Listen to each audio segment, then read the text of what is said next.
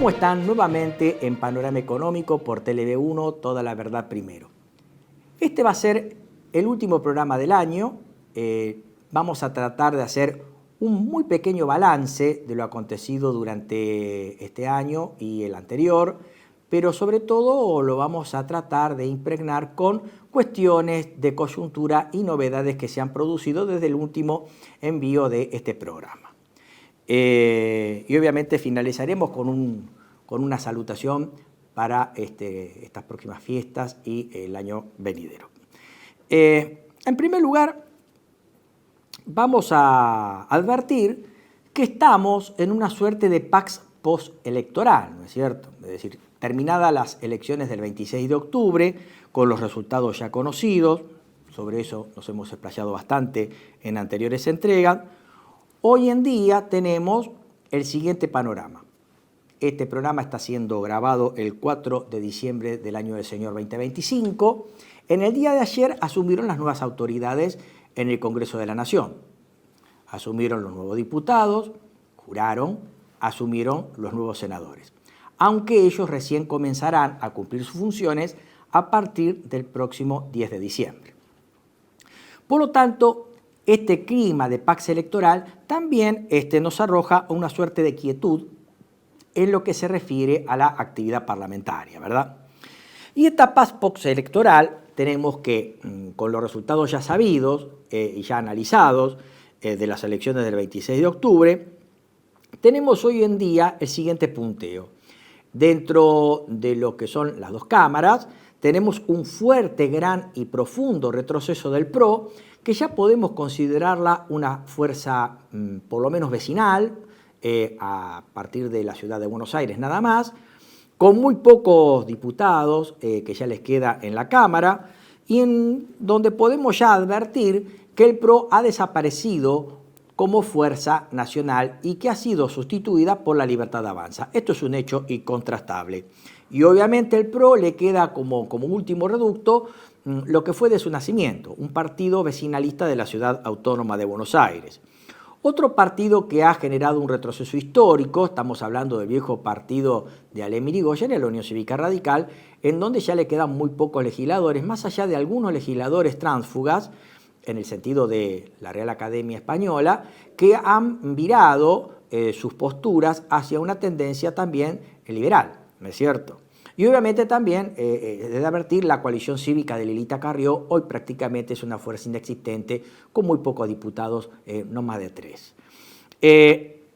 Teníamos, antes de comenzada la sesión preparatoria del día de ayer, en la Cámara de Diputados, que la Unión por la Patria se exhibía como la primera minoría.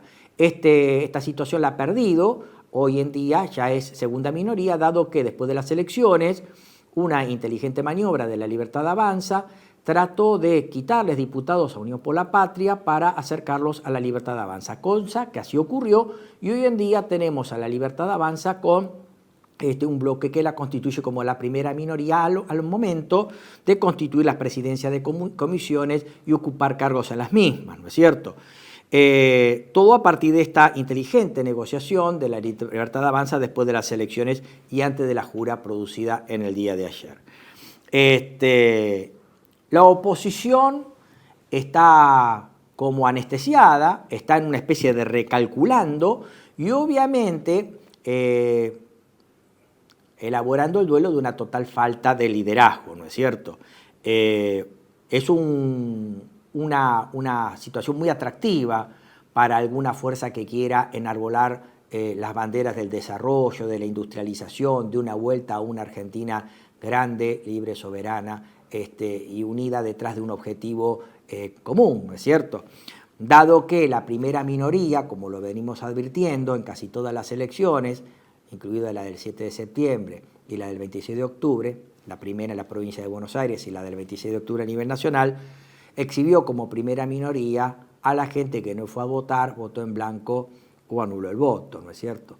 Y un gran descontento detrás de una cerrada oposición de gente que rechaza este gobierno. Por lo tanto, esta falta de liderazgo la estamos sufriendo todos. porque no podríamos en el momento actual presentar una férrea oposición a este gobierno que es ilegítimo, ya dijimos por qué, es entreguista y es una suerte de gobierno de ocupación o de gestión por parte de otra economía, de otro país que está mucho más al norte. Me estoy refiriendo a Estados Unidos. También se exhibe la economía con un dólar que no se ha calmado, al contrario, está en un nuevo piso, por arriba de 1.400 pesos por dólar y acercándose a 1.500, con intervenciones, también con pagos de bonos. Por ejemplo, el día de ayer, antes de ayer, se pagó el BOPREAL. Se dice que con dólares provenientes de los ahorros de gente que tiene plazos fijos o cajas de ahorro en dólares, ¿no es cierto? Y también un riesgo país que no baja, está entre 650 a 600 puntos básicos, lo cual impide que nuestro país vuelva a mercados amistosos o voluntarios de crédito, ¿no es cierto? La agenda próxima que tiene esta gestión, este gobierno, es: las sesiones ordinarias han terminado en el Congreso el 30 de noviembre, como bien lo dice la Constitución. El 10 de diciembre van a asumir los nuevos diputados y senadores que han jurado en el día de ayer. Por lo tanto, cuando asuman el 10 de diciembre nos encontraremos en receso, con lo cual el gobierno planea convocar a sesiones extraordinarias. Se dice que se va a convocar en dos segmentos.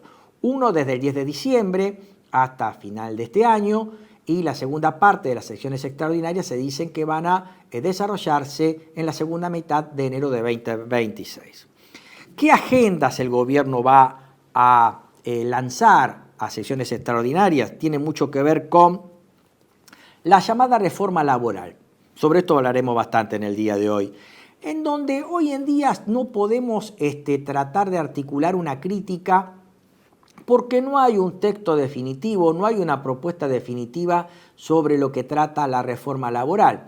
Aunque hay que resaltar que tenemos una flexibilización de hecho en la economía nacional a través de lo que es la economía en negro y los institutos creados por el decreto 70/23 y la ley de base. Por ejemplo, la ampliación del periodo de prueba, ¿no es cierto? Y todo un conjunto de normas que tienen que ver con lo que se llama modernización laboral o el establecimiento de salarios dinámicos. Se habla, por ejemplo, de que el sueldo anual complementario se pague en cuotas, la flexibilización de las vacaciones para que puedan tomarse en periodos más breves, por ahí sí un recorte a las licencias usuales que tienen los trabajadores, como la de estudio, matrimonio, maternidad, excedencia, enfermedad. Tratar de flexibilizar los convenios colectivos de trabajo a los efectos de obtener la eliminación de la ultraactividad, es decir, la no aplicación del convenio colectivo de trabajo anterior o vencido para que pueda volverse a negociar desde cero. Por ahí en algunos convenios colectivos de trabajo que tengan plus vacacional, tratar de eliminarlo, y obviamente fuerte incidencia sobre lo que es la indemnización por despido. Nosotros tenemos garantizada el derecho del trabajador a no ser despedido de manera arbitraria de la década del 30, de la época de José Félix Uriburu, y obviamente está vigente actualmente con la ley de contrato de trabajo de 1974 de Isabel Perón, ¿no es cierto? Sin embargo, esto está en revisión. La indemnización por despido, se habla por ahí de la mochila austríaca, esto ha caído un poquito en el olvido, y obviamente el fin de las horas extras con la idea de que el trabajador pueda quedarse en el trabajo más de 8 horas, y esto evidentemente de movida y de inmediato va a generar un corte en el ingreso salarial, porque esto directamente implica la desaparición de las 2 horas extras, ¿no? Por lo tanto, lo que se va a tratar de hacer es incorporar a la ley de contrato de trabajo, la 2744, y también a los convenios colectivos de trabajo, de institutos que tienden a la precarización laboral. En realidad, esto no es modernización laboral, esto no es salario dinámico, sino que directamente es precarización laboral, con lo cual Esto nos lleva a que si esto prospera, se entiende que sí, dada la composición de diputados y senadores, va a implicar que tengamos un mercado de trabajo oficial y dual. Por un lado, los trabajadores que en su momento habían sido contratados bajo la idea del empleo de por vida, de acuerdo a lo que es el espíritu de la ley 2744, y por otro lado los nuevos trabajadores precarizados, lo cual esto nos va a llevar, entiendo yo, a una lamentable judicialización de las relaciones laborales. ¿Por qué? Solamente me detengo en la indemnización por despido. Los trabajadores que estén bajo el viejo sistema seguramente van a querer permanecer bajo ese sistema del empleo de por vida y la indemnización basada en un mes por año de trabajo o fracción mayor a 3 meses, todo el tema del preaviso, proporción del SAC, proporción del plus vacacional, proporción de vacaciones no gozadas y etcétera. Y obviamente van a querer permanecer en ese status quo, pero seguramente va a haber una especie de impronta patronal para generar despidos no voluntarios para ir a ingresar al nuevo sistema. Y otros trabajadores que van a estar bajo la impronta de la precarización laboral y que en algún momento por ahí se sientan con derecho a ir al viejo sistema. Tanto en uno como en otro caso podemos ver la judicialización. Porque en realidad, y esto por ahí la clase empresarial no lo toma en cuenta, la indemnización por despido, la indemnización por despido arbitrario, sin causa o ad nutum, como decimos los abogados, en realidad su naturaleza jurídica es un daño y perjuicio tasado. O sea, el empresario que quiera despedir a un trabajador puede saber con pelos y señales cuánto debe pagar por indemnización por despido en el caso de un despido sin causa.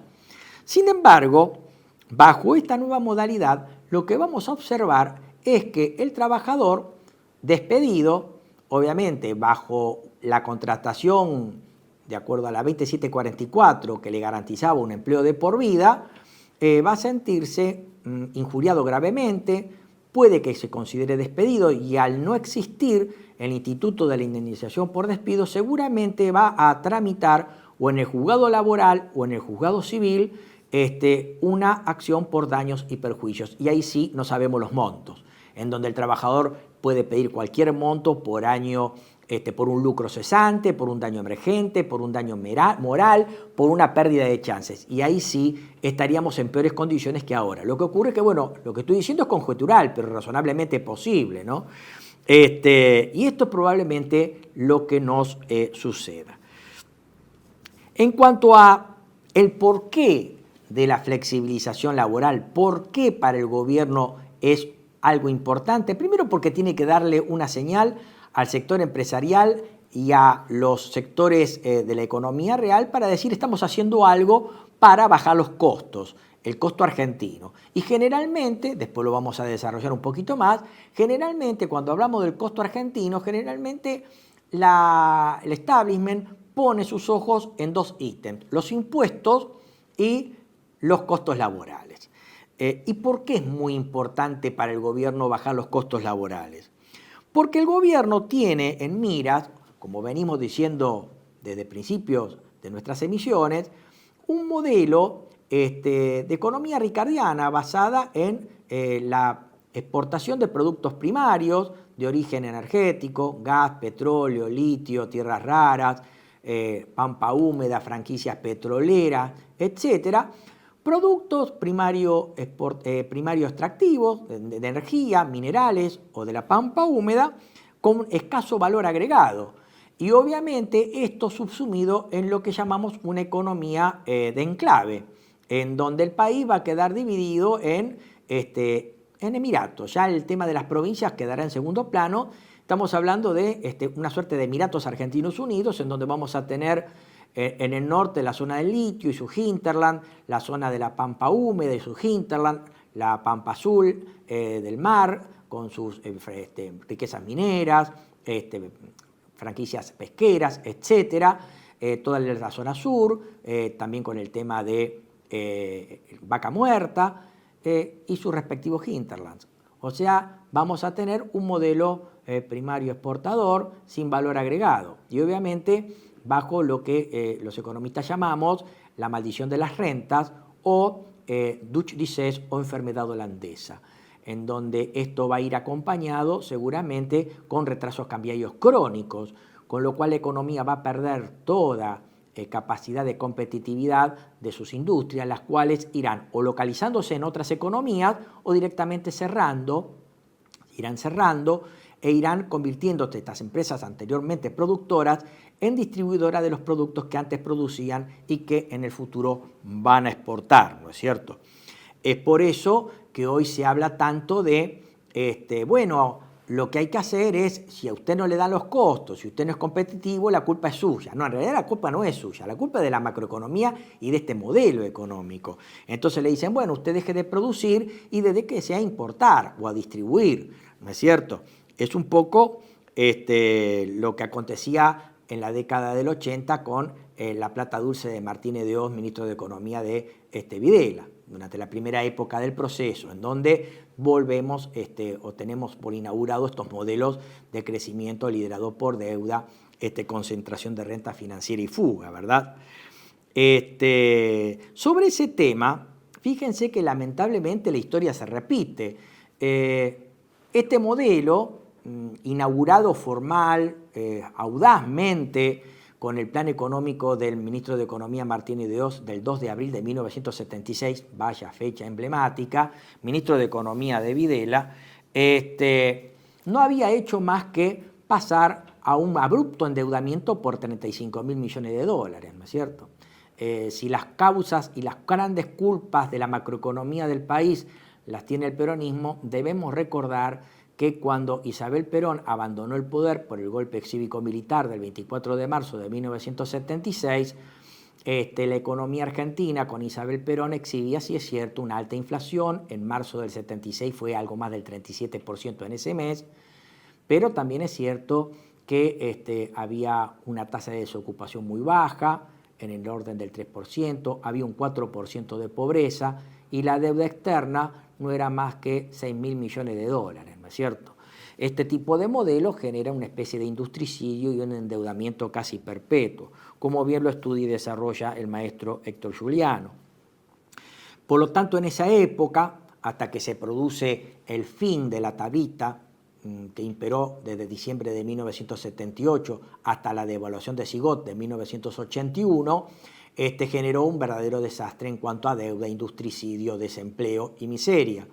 Y en aquella época también se hablaba de que, bueno, en definitiva, la culpa es del empresariado, que no es eficiente, que produce de manera ineficiente, los productos malos, etc. Por lo tanto, lo mejor que puede hacer es dejar de producir y ponerse a importar.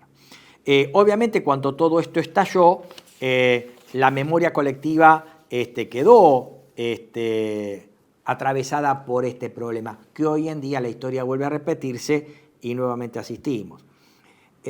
A continuación, vamos a ver unas imágenes de una película emblemática de esa época. Por ahí nosotros creemos que esta película, llamada Plata Dulce, es del cine de la Unión Cívica Radical, que asumió, les recuerdo, el 10 de diciembre de 1983.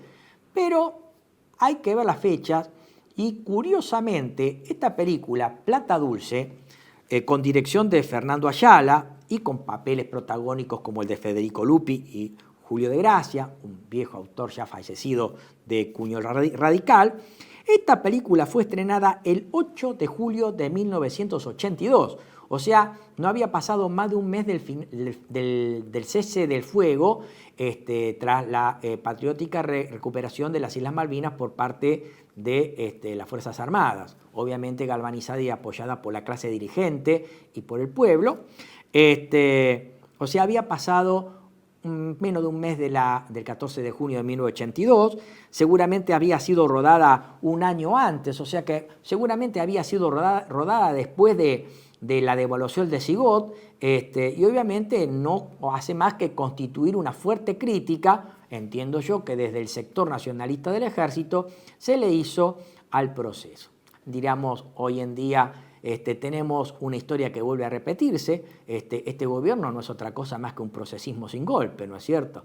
En donde por ahí se envuelve en la bandera nacional, pero por otro lado arrodilla a nuestro país ante la usura internacional, el industricidio, el desempleo y la miseria permanente. A continuación el director nos va a dar un fragmentito que viene a cuenta de lo que decimos de esta película Plata Dulce, que les reitero, se estrenó un 8 de julio de 1982. ¿Cómo vamos a vender el taller? Muy fácil, se pone un aviso en el diario y se vende. ¿Pero por qué? A ver, ¿por qué? No conviene seguir fabricando botiquines. Fabriquemos otra cosa. No conviene fabricar nada. ¿Sabe lo que somos? Vos sos un garca. Claro, el señor ahora quiere vender. Claro, como tiene el curro de la financiera. Casa nueva, coche nuevo, tiene todo. El Rubencito que se la banque. ¿Qué hago eso si tenemos que vender el taller, eh? ¿Qué hago? Hace trabajar la guita. O metete a importar. ¿Importar? ¿Yo? ¿Y yo qué sé de eso? Pero mira lo que dice. No, viejo, no. Maquinarias son maquinarias. Botiquines son botiquines. Están ahí, los podés ver, los podés tocar. ¿Qué importar? No. Yo no vendo. Entonces compra mi parte. Yo no sigo. Ah, sí. ¿Y con qué guita? ¿De dónde saco la guita? Yo te hago dar un crédito en la financiera. ¿Deuda? Ah, no, viejo. Deuda no. Yo nunca me metí en deuda.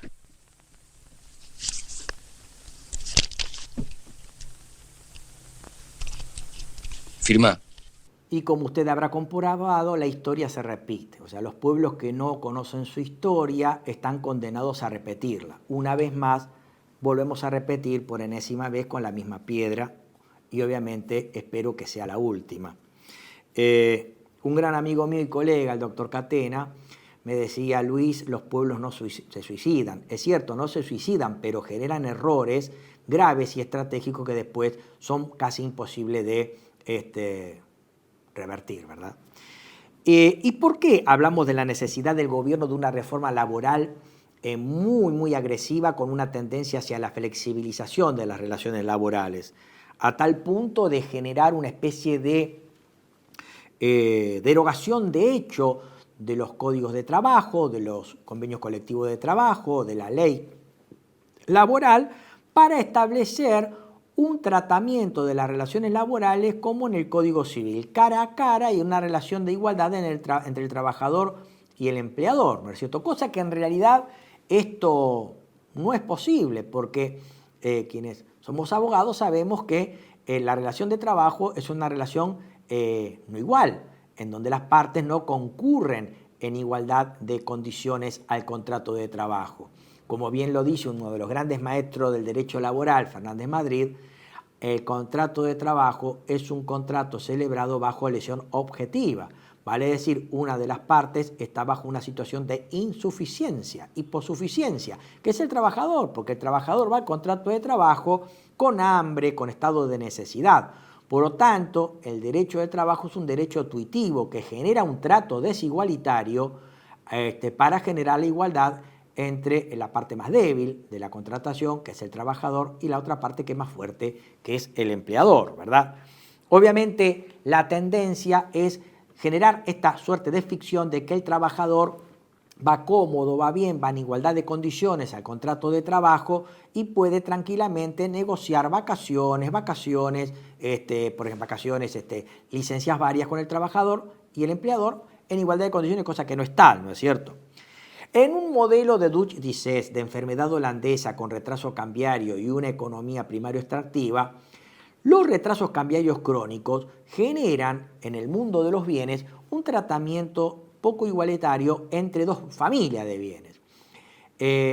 Existen los llamados bienes transables, que son aquellos que se comercializan internacionalmente, como puede ser trigo, maíz, un automóvil, una autoparte, etcétera, que pueden comprarse en el país como en el resto del mundo, tranquilamente se pueden exportar o importar, y estos bienes compiten con el resto del mundo. O sea, el productor, el empresario que produce, por ejemplo, una autoparte, no compite solamente con los productores de autoparte del país, compite con los productores de autoparte del resto del mundo. O sea, está en una suerte de modelo de competencia perfecta, ¿no es cierto? Es atómico, no puede modificar los precios, es tomador de los precios de los bienes. Y obviamente está muy afectado por determinadas variables, como pueden ser la tasa de interés local, sobre todo el tipo de cambio, barreras arancelarias, pararancelarias, subsidios cruzados, transferencias, políticas impositivas, etcétera, ¿no es cierto? Del otro lado tenemos los productores de los no transables o servicios, a los cuales, a estos últimos, no les rige la ley de precio único, universal, como el sector transable, dado que el sector servicios, como tiene altos costos de arbitraje, solamente compite con los próximos locales. Vamos a dar un típico ejemplo de la facultad. Si, por ejemplo, estamos produciendo transables y los precios internacionales están desarbitrados, supongamos que yo produzco arroz y acá hay una gran lluvia y un gran exceso de oferta de arroz, y en otro lado de la economía, en el otro lado del mundo, hay una sequía y el precio del arroz es altísimo, los precios quedan desarbitrados, muy altos en el exterior, muy bajos acá. Entonces la acción de los traders o arbitradores comprará el producto donde es abundante y barato en nuestro país para venderlo en el otro lugar en donde están caros. A medida que los arbitradores o traders compren donde está barato y vendan donde está caro, los precios comenzarán a nivelarse, porque acá el arroz va a ser escaso, comenzará a subir el precio, y acá comenzará a ser abundante y bajarán los precios y generará una suerte de ley de precio único o precio planetario. ¿Por qué ocurre esto? Porque si las economías transcurrieran bajo un clima de libertad y no restricciones al comercio, la acción de los traders equilibrarían estos precios. Por eso digo que estos productores en realidad compiten contra el resto del mundo y están en una suerte de modelo de competencia perfecta tomadores de precios, ¿no? En cambio, en los servicios no ocurre esto, porque los costos de arbitraje son altos. No permite arbitrar entre un servicio que está barato en un lugar del mundo y está caro en otro lugar del mundo. Vamos a suponer, por ejemplo, que el corte de pelo en la India está mucho más barato que acá. Yo tranquilamente o me podría traer el peluquero de la India acá o yo irme a la India a cortarme el pelo. Con lo cual usted sabrá que no conviene porque me tendría que dejar de trabajar por lo menos por 7 días, eso me genera un lucro cesante, me tendría que tomar un avión de ida y vuelta, transportes intermedios, hospedaje, llegar allá, cortarme el pelo y cuando hago los números, obviamente que no me ha convenido hacerlo. Y esto es lo que ocurre con los servicios o los sectores no transables. Es decir, no compiten con el mundo porque no le rige la ley de precio único, porque es caro el arbitraje entre un bien y otro que se produce en distintos lugares del mundo o de la geografía. De hecho, si yo supiera que el corte de pelo en Ranelagh está más barato que acá en Capital Federal, tampoco me convendría irme a Ranelagh a cortarme el pelo. Más allá de que no tengo, pero bueno, la gente que tiene pelo va a comprender mejor este tema. Ahora, cuando el tipo de cambio está retrasado, ocurre que el sector transable no puede competir.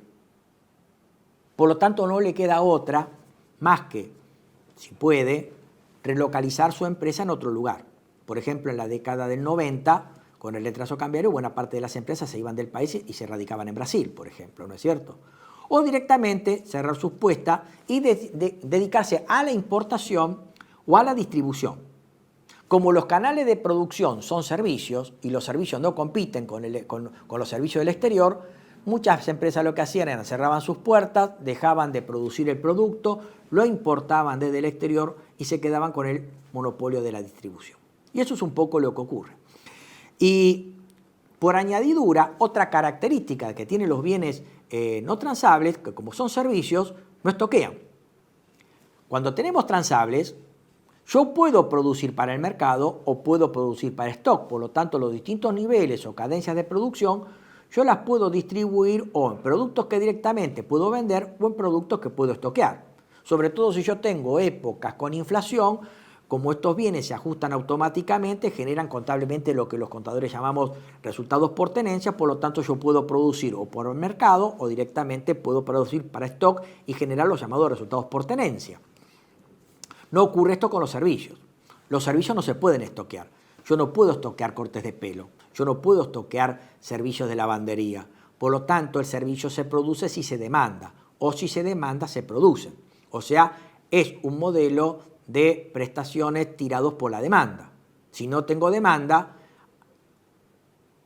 tengo que cerrar y tengo que despedir.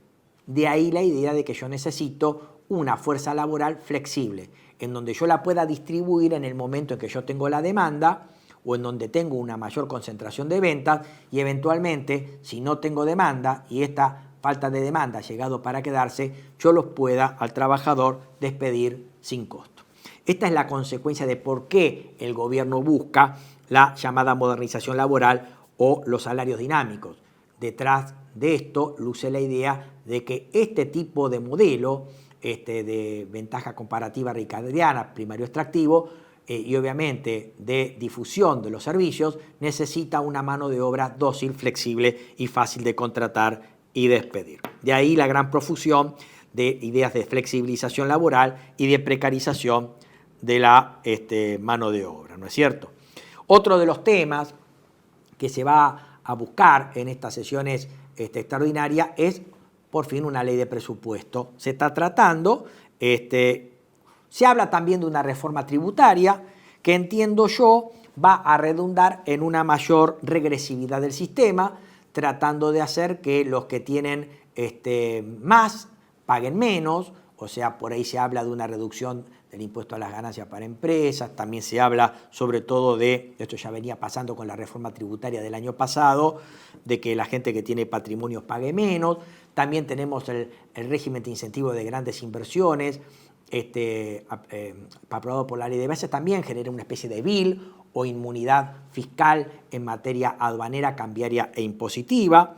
Por lo tanto, es una idea de hood robin, o sea, abaratemos la carga impositiva para los ricos y el sistema se vuelve cada vez más regresivo. De hecho, se está hablando de un incremento de 9 puntos en el IVA, que probablemente llega entre el 29 o 30%, ¿no es cierto? O sea, estamos hablando de impuestos a los consumos, de los cuales no podemos zafar ninguno, ni la gente que tiene plata, ni la gente que no tiene plata, y genera el efecto regresivo de todo impuesto de tipo objetivo, real, como por ejemplo el IVA, en donde independientemente sea su fortuna, usted cuando compra un televisor va a pagar lo mismo el IVA que una persona rica o pobre, ¿no es cierto? Por lo tanto, en términos de tasa efectiva, quien pagó más es la persona de más bajos ingresos y quien pagó menos en términos de tasa efectiva es quienes más ingresos tengan, ¿verdad?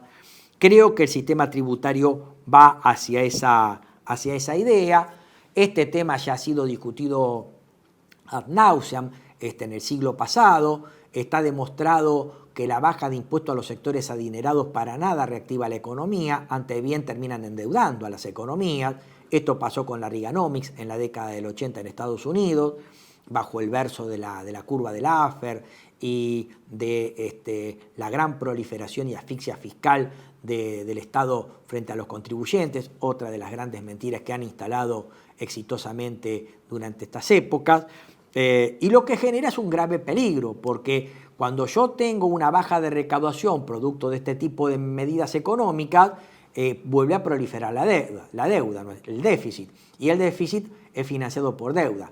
Lo que muchas veces no se dice, yo creo que las más de las veces no se dicen, es que detrás de estas reformas impositivas con tendencia regresiva, en donde pagan más los pobres que los ricos, lo que suele generar como lógica consecuencia son problemas de déficit fiscales que generalmente terminan siendo financiados con deuda. O sea, ojo con esto, porque detrás de una política tendiente a generar una inmunidad fiscal, estemos tratando de cargar la mochila a esta generación o a las generaciones futuras con más endeudamiento. También se prevé una reforma penal, una reforma previsional, que el gobierno quiere aplazarla para más adelante, calculo yo, establecer determinadas categorías de jubilados, y también se habla de eliminar todo lo que es moratorias, con lo cual aquellos trabajadores que han aportado poco o en forma fraccionada, pongamos en el caso de las mujeres, como tienen criaturas, tienen niños, se hacen cargo de los gastos del hogar a través de la contribución como trabajadoras de ama de casa, que no es remunerada formalmente en la economía. Tienen que estar en algún momento sin trabajar para tener a los chicos, cuidarlos. En general, el trabajo hogareño, que reitero no es remunerado y tampoco nuestro país ha tenido a lo largo de la historia un sistema de jubilación para ama de casas, esto es tardío. Yo recuerdo uno de los primeros políticos que se le ocurrió establecer la jubilación para el ama de casa, fue un político historiador nacionalista de izquierda que fue Jorge Abelardo Ramos, en su momento lideraba el Frente de Izquierda Popular, fue uno de los pioneros en ese tema, ¿verdad? Por lo tanto, sobre todo en el sector femenino, tenemos personas que no pueden haber contribuido el mínimo que la norma establece, o sea, los 30 años de aporte, ¿no es cierto? Por más que se jubilen antes, muchas personas no logran tener estos 30 años de aporte. Y obviamente también los otros trabajadores que muchas veces el empresario les retiene, la liquidan y no ingresan estos gravámenes de la seguridad social, y obviamente después la empresa quiebra, cambia de nombre, etcétera, etcétera, y el trabajador queda en Pampa y la Mía, y obviamente con pocos años de aporte, lo cual ya le generaría el derecho a la percepción de una jubilación ordinaria y obviamente la prestación médica consecuente. Sin embargo, no lo puede hacer porque está colgado, ¿no es cierto? Bueno, para estos trabajadores lamentablemente no les queda otra, de acuerdo a la ley previsional que se viene, ir a la pensión por vejez, como se le dice ordinariamente, o a la PUAM, pensión universal para el adulto mayor, o sea, más de 70 años. Se habla también del incremento de la edad jubilatoria, pero solamente son conjeturas, no quiero entrar en detalle sobre este tema porque todavía es temprano para hacerlo porque no tenemos los proyectos oficialmente presentados. Por lo tanto, fíjense que desde hace mucho venimos hablando de grandes inconsistencias macroeconómicas porque nos hacen eliminar por parte de la memoria colectiva del país de que alguna vez fuimos un proyecto de país industrial y en desarrollo, para sumirnos en estos más de 50 años en un modelo de liderado por deuda o de economía de casino, como le decimos quien le habla y el doctor Conesa, o también modelo de concentración de renta financiera, fuga y endeudamiento, ¿no? Este es el modelo que impera. El gobierno no es nada original en ese sentido. Por lo tanto, estas inconsistencias macroeconómicas, el discurso de este gobierno apunta a que el culpable es el Estado, que cobra tasa, que cobra impuestos, y también los trabajadores que cobran un salario o pretenden cobrar un salario mínimo, tener jubilación, tener previsión social, tener vivienda digna y mucho más, etcétera, que no son caprichos del trabajador. Están consagrados por la Constitución de 1949 y obviamente el resabio que ha quedado en el artículo 14 bis de la Constitución vigente. En resumidas cuentas, lo que está tratando el gobierno es generar un incremento de la rentabilidad empresaria a través de una distribución del ingreso de los jubilados, pensionados, trabajadores al sector empresarial. Y obviamente esto va en contra de la tendencia de las relaciones laborales, en donde las conquistas obreras llegaron para quedarse, más allá de que nuestro país ha suscrito convenios internacionales en el marco de la OIT para que esto llegue para quedarse. Más allá de decir que muchos países se han industrializado y han pasado a un apogeo y a un bienestar económico general de su población con estas leyes. Voy a dar un ejemplo.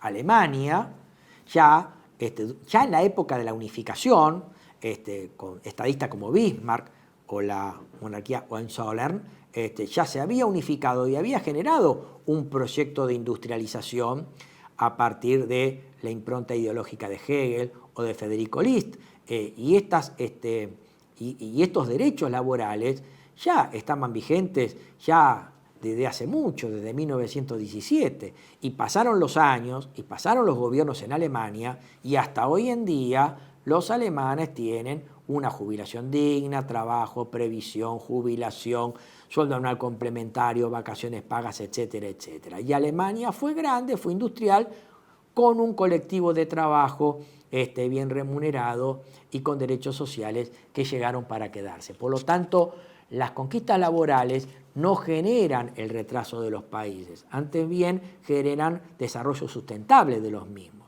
Así como hablé de Alemania, podemos hablar de Italia o también podemos hablar del modelo de salud británico, desde que viene de la época de Beveridge, ¿no es cierto? El trabajador es ayudado desde el Estado con política de salud, desde la cuna hasta la tumba, ¿verdad? O sea, lejos de modernización laboral, esto es una suerte de oxímoron. Más que modernización laboral es llevar al trabajador a principios del siglo XIX. Obviamente no podemos dejar de lado que este ajuste es totalmente recesivo. Para más detalles hacemos remisión a anteriores entregas de este programa, ¿no es cierto? Este ajuste recesivo en parte explica la desaceleración de la tasa de inflación, ¿no es cierto? Y obviamente un desempleo cada vez mayor, la poca posibilidad de los trabajadores a volver a empleos formales, y obviamente la precarización laboral está generando que el trabajador tienda a buscar distintos empleos, o sea, el fenómeno de la autoexplotación, eufemísticamente llamado emprendedurismo, y obviamente el pluriempleo, ¿no es cierto? El industricidio, ahora vamos a dar algunos resultados recientes, como decíamos, la precarización laboral, la pobreza y la miseria estructural. Desde la elección del 26 de octubre, estos son datos nuevos, ¿no? Desde las elecciones del 26 de octubre hasta el recientemente terminado mes de noviembre de 2025, tenemos el siguiente saldo. En cuanto a despidos y suspensiones, solamente voy a mencionar algunos. Tenemos despidos y suspensiones en Texilana de Mar del Plata, 175 trabajadores suspendidos. Las empresas globales de comunicación han tenido también suspensiones y despidos, como por ejemplo en Walla, Globant, Salesforce, Tienda Nube.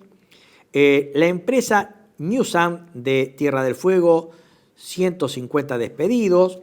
La empresa Electroluz de Rosario, con una suspensión de 400 trabajadores. Georgalos de Victoria anunció la suspensión de 600 trabajadores.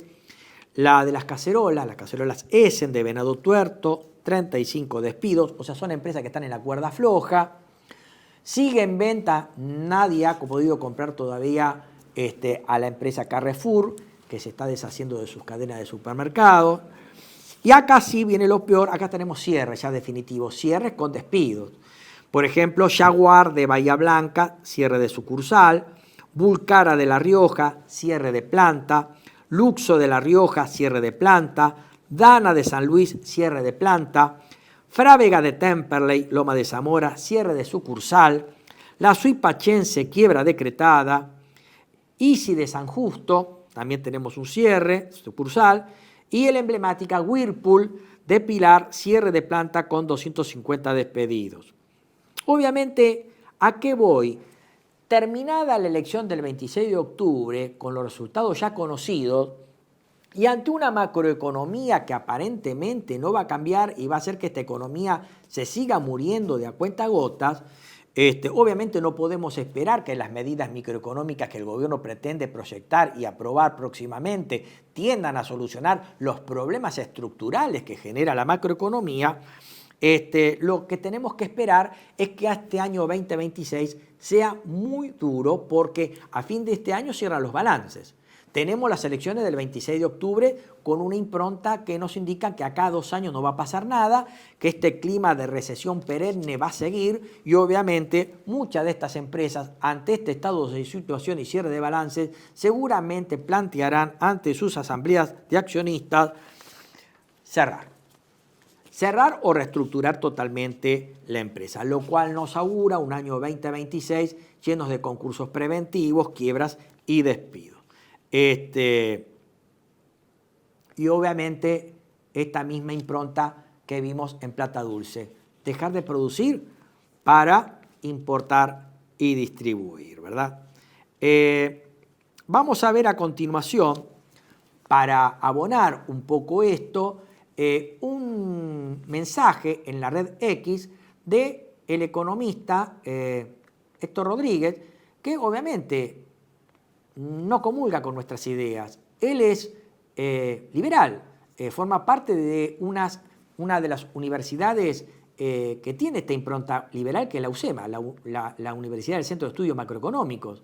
Fue parte del gobierno de Menem, de la convertibilidad con retraso cambiario. Sin embargo, fíjense lo que publica, reitero, Rodríguez, que es un economista liberal. O sea, no lo está diciendo Rey, no lo está diciendo Conesa. Dice Rodríguez, la apertura de importaciones con tipo de cambio controlado y atrasado, más un mercado laboral totalmente distorsionado, son una invitación al desempleo.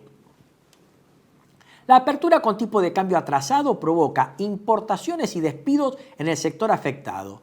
El atraso cambiario no favorece la creación de nuevas empresas exportadoras y aún así los trabajadores desempleados del sector que compite con la importación no encuentran empleo formal en ningún lado por las distorsiones de mercado. La apertura está bien, pero también es necesario un tipo de cambio de equilibrio y un mercado laboral que permita el traslado de trabajadores de un sector a otro. Ahora los trabajadores despedidos ingresan al sector informal, al monotributo o al desempleo.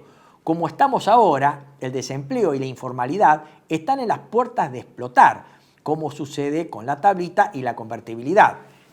En momentos de cambios estructurales, la economía precisa flexibilidad, o sea, tipo de cambio flotante y mercado laboral estable. Más allá de las discutibles medidas que propone Héctor Rodríguez, obviamente coincide en lo esencial con nuestro diagnóstico. Es decir, con este tipo de modelos, olvidémonos de hasta producir papel higiénico, porque vamos rumbo a Venezuela. O sea, si este gobierno con enfermedad holandesa pretende con estas políticas alejarnos de Venezuela, antes bien nos van a estar acercando cada vez más a Venezuela, con un mercado dual del trabajo, con un sector pequeño de la población muy rica y un gran sector pobre, casi sin clase media.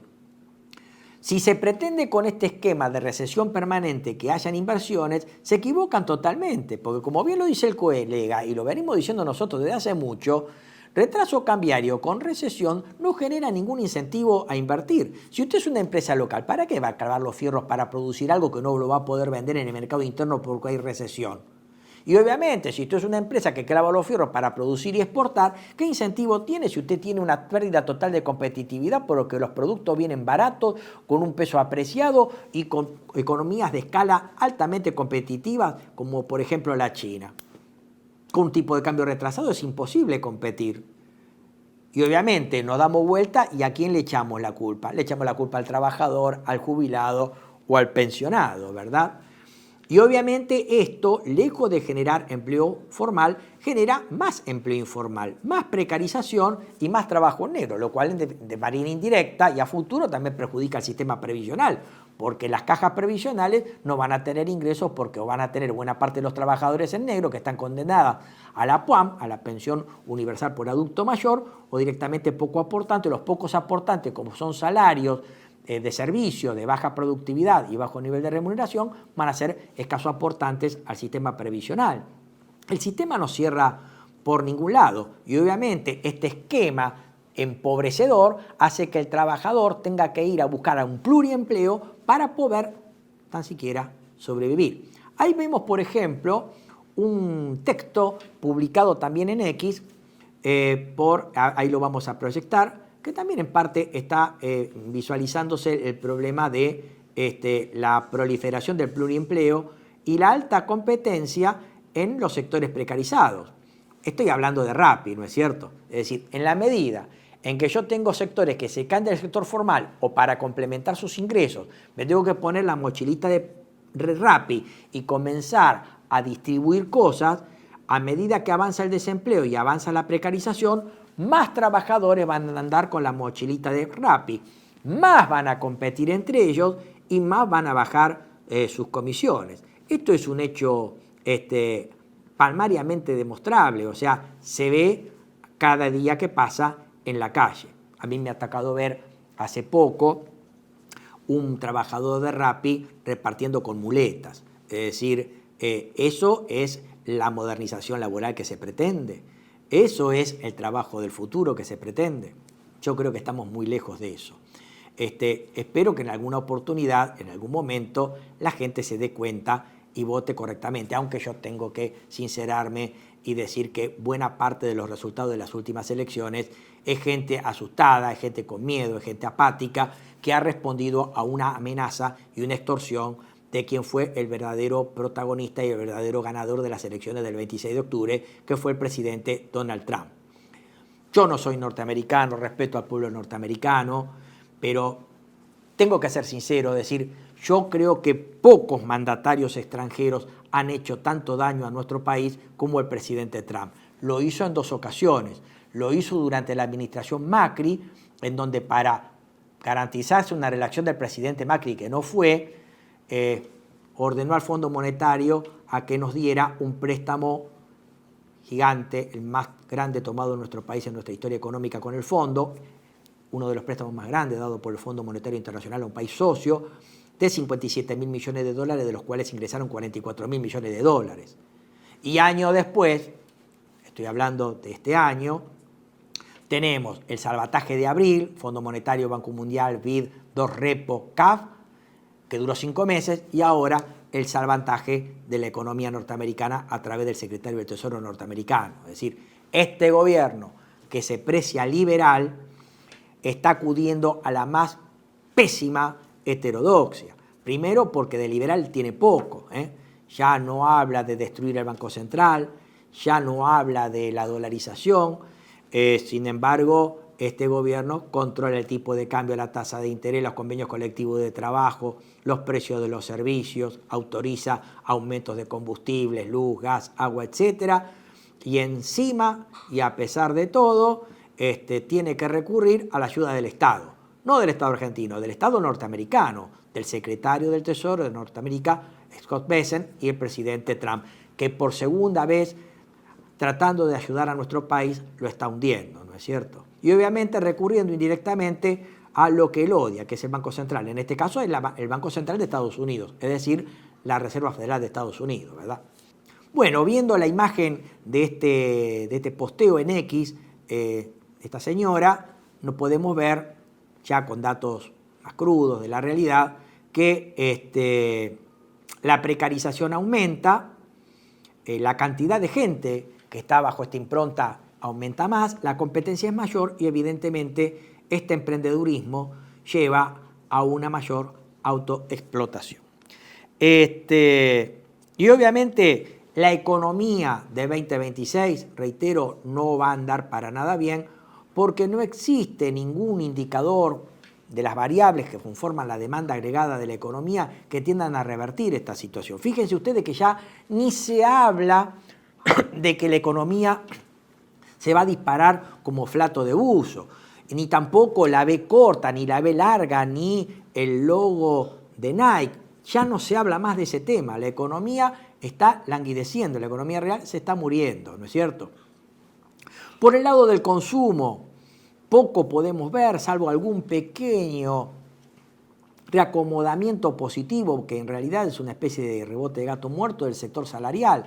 Por lo tanto, nada podemos esperar desde el consumo que pueda dispararse. Sí, obviamente, el sector de consumo concentrado, de los que están ganando en el modelo, que son muy poquitos. Seguramente en este verano veamos gente que se va a ir de vacaciones al exterior, a Brasil, Punta del Este, los típicos destinos de elite, Orlando, Miami, y obviamente se vayan a comprar celulares, ropas, libros, botas, etcétera, etcétera. Pero ese es el sector pequeño de la población que siempre se va aprovechando la baratura, el tipo de cambio bajo y la baratura relativa de los bienes y servicios que hay en el exterior.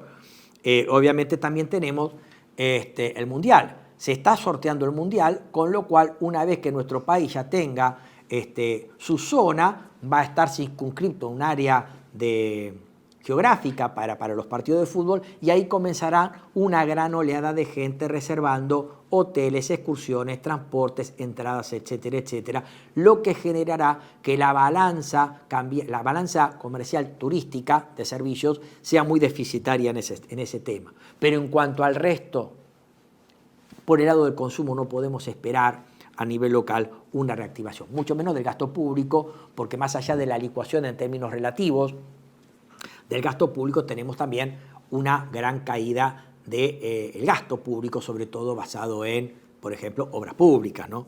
Por lo tanto, en el sector del sector público, el gasto público, ahí tenemos el doble efecto de la licuadora y la motosierra.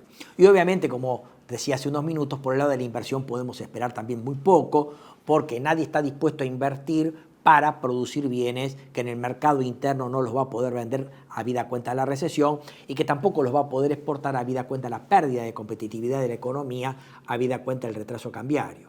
Y obviamente también la balanza comercial o la cuenta corriente de la balanza de pagos tampoco podemos esperar efectos de reactivación porque en realidad el retraso cambiario nos conduce a una economía que simplemente va a operar sobre los sectores dinámicos y que no generan valor agregado y que sí generan cierta competitividad desde el punto de vista primario exportador.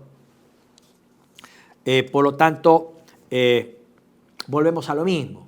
Ante esto, el empresario que pretenda sobrevivir se da vuelta y ¿qué encuentra? Obviamente, la reforma tributaria, con los efectos ya dichos, y que lamentablemente van a ser ineluctables, dado lo que venimos diciendo, y el sector asalariado, sobre los cuales se buscará la flexibilización y la precarización laboral. Obviamente no se tienen en cuenta determinados sectores que también forman parte de los costos empresarios sobre los cuales es tabú hablar. Por ejemplo, el sector rentístico, alquileres de propiedad inmobiliaria, urbana, rural, comercial, y obviamente el sector financiero, los cuales se callan la boca, pero es costoso descontar un cheque, es costoso girar en descubierto, es costoso renovar una tarjeta de crédito, financiar la misma, un crédito para consumo, etc. ¿Y por qué nadie dice esto? Porque acá está el sector real, el verdadero poder real de la economía. El ancla cambiaria no logra estabilizar los precios, y obviamente esta desaceleración del nivel de crecimiento de precios se debe en parte por la recesión imperante, como bien lo advertía el colega Rodríguez. Más allá de que la inflación vía recesión está mal medida, estamos con una base del año 2004, está mal medida, está subestimando la inflación que tendría que ser 15 o 20 puntos más, y esta sigue persistente y arriba del 2%, y en este medio del anclaje el carry trade y la timba financiera que sigue su baile, ¿no es cierto? Y obviamente el endeudamiento. El gobierno a corto plazo lo que busca en esta última parte del año es, en lo hipotético, porque no lo está haciendo, es tratar de incrementar sus reservas a partir de la baja del riesgo país. Si lograra bajar los riesgos país a 400 puntos básicos, el gobierno podría incursionar en los mercados voluntarios de crédito, pero lamentablemente el riesgo país no baja de 600 a 650 puntos básicos, por lo tanto al país lo hace vulnerable para no ingresar a los mercados voluntarios de crédito. ¿Y por qué el gobierno no puede ingresar a los mercados voluntarios de crédito? Y porque el riesgo país es alto. ¿Y por qué el riesgo país es alto? Y bueno, los principales analistas del establishment dicen, y bueno, el riesgo país es alto porque nuestro país no demuestra solvencia fiscal. ¿Y por qué no demuestra solvencia fiscal? Porque pese a tener un superávit fiscal financiero base caja, que es totalmente dibujado, ya dijimos por qué, Héctor Giuliano se ha encargado de decir por qué, el gobierno no acumula reservas. Entonces, como no acumula reservas, aumenta el riesgo país. Al aumentar el riesgo país, el país queda marginado de acumular reservas a través de préstamos. Con lo cual al gobierno le genera un plan B. Bueno, no acumulamos reserva ahora. ¿Cuándo vamos a poder acumular reserva? Y bueno, a partir de mayo del año que viene, mayo, julio, agosto, cuando comiencen a ingresar los granos de la liquidación de las exportaciones de granos gruesos, aceites o harinas. Por lo tanto, es una pax cambiaria bastante inestable. Recuerden que había dicho que el último vencimiento de Bopreal se hizo con dólares provenientes de ahorros encajados en el sistema financiero de gente que hace plazos fijos en dólares, tiene cuentas a la vista o cajas de ahorro. El gobierno también sabe que este tipo de cambio actual está relativamente alto, cercano a la banda superior, más de 1.400 pesos por dólar, cercano a 1.500, pero sabe que si el gobierno interviene en el mercado cambiario para comprar y acumular reservas, si bien es cierto que puede llegar a generar una baja del riesgo país, por ahí por debajo de 600 puntos básicos, pero una mayor cotización del dólar se trasladaría al precio y generaría una mayor tasa de inflación a la que tenemos actualmente. O sea que el gobierno está en una especie de filo de navaja. Si actualmente acumula reservas interviniendo en el mercado único de libre de cambio, comprando, eleva la cotización y termina elevando los precios. Y obviamente tampoco puede colocar deuda en los mercados voluntarios locales porque el riesgo país sigue alto. O sea, es una especie de círculo vicioso de coyuntura en el que el gobierno está sumido. Obviamente el gobierno está tratando de ganar tiempo, pero también hay que tener en cuenta que los tiempos son bastante cortos y ya hay críticas hasta dentro del mismo establishment financiero que está censurando duramente a este gobierno. El problema de la deuda también lo tenemos en otras áreas geográficas. En la Ciudad Autónoma de Buenos Aires también hace poco colocó deuda y la provincia de Buenos Aires también está colocando deuda. Y también es cierto que esta paz cambiaria está siendo financiada desde el exterior a través de colocación de obligaciones negociables de empresas vinculadas con el sector energético, lo cual también abre un semáforo amarillo de acuerdo a las posibilidades futuras de estas empresas para honrar los principales y los servicios. Entonces, actualmente el riesgo país no baja porque el país no está demostrando solvencia fiscal porque no acumula reservas. Y obviamente nuestro país, lamentablemente, ya no es consistente para demostrar solvencia fiscal porque este año ha recurrido a 3 salvatajes. El primero, el de abril, Fondo Monetario, Banco Mundial, BID, CAF, 2 repo, que duró 5 meses. Después, las retenciones cero, de los cuales no pudo capitalizar el ingreso de divisas, solamente generó un negocio por 72 horas de grandes acopiadores, exportadores, y finalmente recurriendo a la Reserva Federal de Estados Unidos en forma indirecta o más directamente a través del secretario del Tesoro norteamericano y el presidente Trump. Y por último, ya para ir cerrando, en el medio de todo esto tenemos una especie de acuerdo macro y marco con Estados Unidos en lo que aparentemente sería el preludio de un tratado de libre comercio, ¿no es cierto? En primer lugar, tenemos que decir desde el punto de vista estratégico, estructural, que es totalmente inconveniente para nuestro país un tratado de esta naturaleza con Estados Unidos, dado que en lo estructural Estados Unidos es una economía grande, muy competitiva, cerrada y proteccionista, con un presidente Trump que es un presidente desarrollista, industrialista, proteccionista, frente a una Argentina que tiene serios problemas de competitividad y que encima tiene un presidente que es liberal aperturista, que postula el modelo ricardiano de las ventajas comparativas, como lo venimos diciendo. O sea, es la tormenta perfecta y dañina para nuestro país.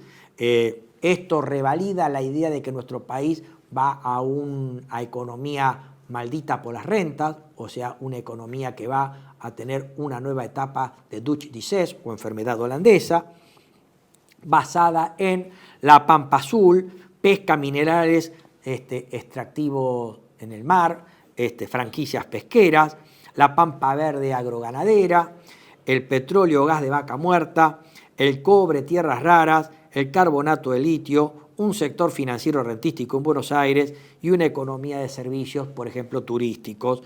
Y obviamente habrá que esperar qué pasa con la letra chica, porque este tratado es totalmente asimétrico, porque carece de reciprocidad. Buena parte de las cláusulas las pone Estados Unidos y el poder de veto también lo pone Estados Unidos.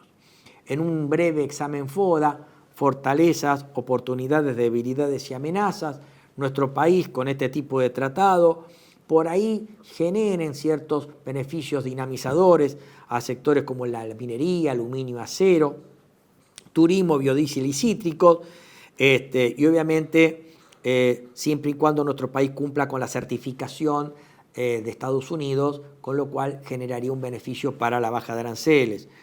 Las oportunidades y debilidades dimanan de las mismas fortalezas, pero esto que serían las fortalezas a su vez constituyen amenazas, dado que Estados Unidos tiene la sartén por el mango porque es el principal decisor en el acuerdo. En cuanto a las amenazas, son muchísimas. La primera, la relación comercial que tenemos con China, sobre todo en lo que hace a tecnologías de transferencias, en las cuales nuestro país pondría énfasis y privilegios en los intereses de Estados Unidos. Estamos hablando de tecnología de transferencia de datos, en minería también, vería seriamente perjudicada nuestra relación comercial con China, obviamente también con todos los miembros del Mercosur, y obviamente un sector que podría haberse amenazado en nuestra economía es el sector de medicamentos, patentes, textil y automotriz. La economía argentina en este Tratado de Libre Comercio no está en igualdad de condiciones con Estados Unidos, más allá del visto, porque dependemos de la mano salvadora de Estados Unidos. Hoy en día la economía está en esta paz política y sobre todo económica, producto de la mano que tensa a nuestra mano. O sea, estamos pendientes del salvataje de Estados Unidos. Y obviamente también la otra debilidad, sobre todo la otra amenaza, viene dada de que la economía norteamericana es una economía grande, competitiva y proteccionista, y está, lamentablemente, en nuestro país en manos de un gobierno liberal aperturista con una diplomacia afín. Y obviamente, desde el punto de vista de los norteamericanos, la administración Trump está muy permeada por los grandes lobbies. Me estoy refiriendo a los farmers o a los grandes productores agrícolas de Estados Unidos. El sector local, avícola y ganadero, también podría verse amenazado porque el mismo acuerdo macro contempla la importación de ganado en pie y de la especie avícola, ¿no es cierto? Y obviamente esto perjudicaría también nuestra relación con China en cuanto a que el comercio exterior que nuestro país plantea a partir de estos tratados va a tratar de discriminar en contra de producción que vienen de sectores que tienen precarizada su mano de obra. Entre paréntesis, se está refiriendo a China. O que generen dumping social, entre paréntesis China, o que generen productos exportables sobre bases contaminantes, entre paréntesis China. Eso es un poco, en resumen, lo que tenemos como conclusión en estos ya casi 2 años del gobierno de Milei. Podríamos llegar a dar más detalles sobre esto, pero prefiero dejar estas cosas que han quedado en el tintero para el análisis que vamos a restablecer el año que viene. Está cerrando el año 2025. Como hemos visto, el año 2026 promete ser un año muy duro, con un estado de cosas de la economía real que no van a cambiar. Seguramente haya una mayor incidencia de la destrucción de puestos de trabajo, sobre todo del sector privado, más desempleo, más suspensiones, más despidos, más cierre de empresas locales, más anuncios de deslocalización de empresas transnacionales en otros lugares del país, en otros lugares del mundo, no precisamente en nuestro país.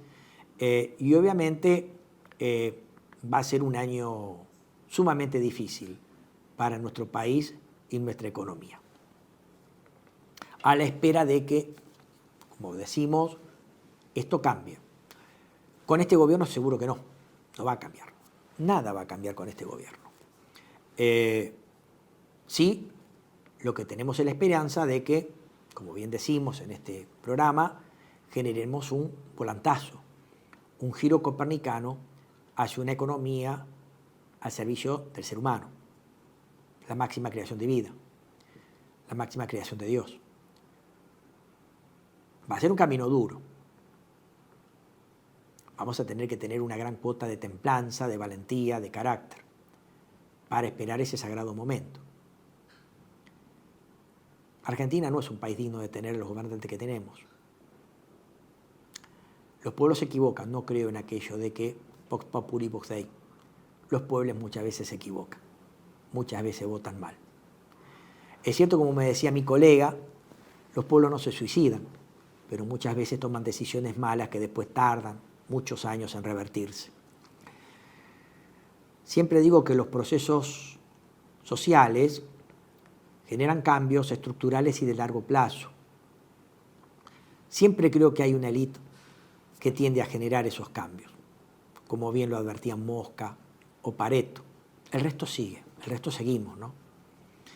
Por ahí tengamos una élite providencial que promueva esos cambios, o por ahí eso tarde en llegar. Pero tengo la certeza de que eso va a ocurrir. En algún momento va a ocurrir. Para eso estamos, para compartir estas cosas, ¿verdad? No tengo otras palabras más que de agradecimiento a las autoridades del canal, a Matías, a mis compañeros que pueblan los otros programas tan lindos de TV1, Toda la Verdad Primero. El año está terminando, es un momento de reflexión, de construcción, en donde por ahí, en muchos casos, los humanos nos sentimos más humanos, más conmovidos. Recordamos a los que no están, miramos con una sonrisa esperanzadora a los más chicos, a los que están viniendo, a los que nos van a suceder, y tenemos la esperanza de que esto cambie. Tenemos un líder, por lo menos los que profesamos la religión católica, que humildemente comenzó con 12 personas. No hacen falta grandes mayorías, solamente faltan unos poquitos con una dura, férrea convicción de cambiar las cosas. Esperemos que eso esté en el corazón de cada uno de nosotros. Les deseo una grata, pacífica Navidad, Año Nuevo, y que el año 2026 nos encuentre unidos en un año que va a ser muy duro, pero con la esperanza de poder cambiar las cosas. Otra Argentina es posible. Muchas gracias y hasta el año que viene.